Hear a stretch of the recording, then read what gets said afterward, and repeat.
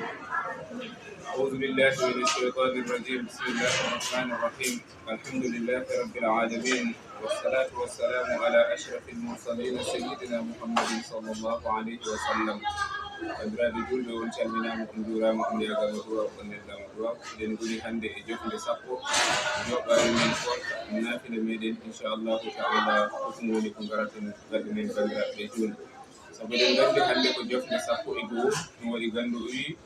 ومن صلى كلام جولي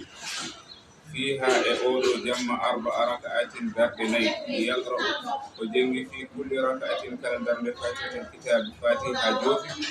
وإنا أنزلناه 7 وجنgi إنا أنزلناه لا بجيد وقل يا أيها الكافرون 7 وجنgi قل يا أيها الكافرون لا بجيد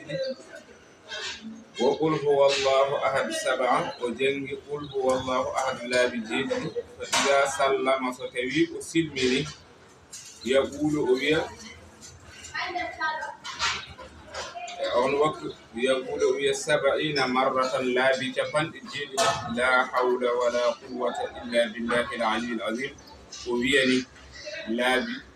أوياني لا والبطل ولا أوياني لا بجفن جيد لا حول ولا قوة إلا بالله العلي العظيم أوياني لا بجفن جيد ويصلي على النبي صلى الله عليه وسلم أجول إلى الله صلى الله عليه وسلم 70 مرة لا بشفان إجيد غفر الله له الله إن يعفو مونا بمكت جمك ما قدم من ذنبه وما تأخر يكو سكتني بمكت جمك ويكتب له الله إن وندنا بكل آية يكلا آية مو جنجي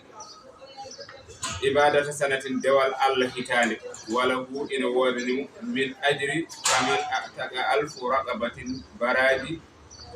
دمدن أجنر ماتشو وصدق ب1000 دينار وسكيتني أجنر دينار وأطعم 1000 جائع ونيمني أجنر كيلو وكسى 1000 ريال وهلتني أجنر كولتلو وني كولو ويستغفر الله له كل من في الأرض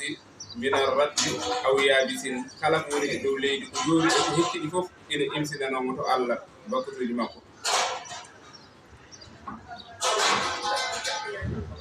الله دندمو musibaji e fitinaji Allah dandamo e heedi Allah dandamo e nyawuji bonɗi ko wayno kaydi e ko nendi hen Allah ina hoyfinanamo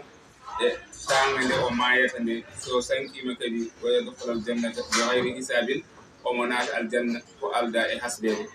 Assalamu aleykum wa rahmatullahi taala wa barakatuh. Ɗum wonno joɓari meɗen hande.